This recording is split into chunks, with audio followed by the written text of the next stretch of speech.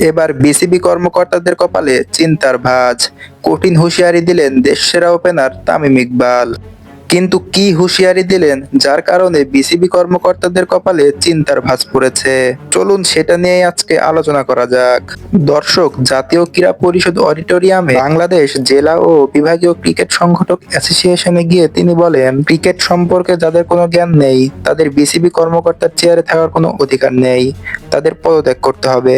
তিনি আরো বলেন, এরকম লোকদের ক্রিকেট বোর্ডে আসার কোনো দরকার নেই। তাদের ক্রিকেট সম্পর্কে সঠিক জ্ঞান আছে, তারাই পরিচালকের চেয়ারে বসবে, তাই এদেরকে পদত্যাগ করতে হবে।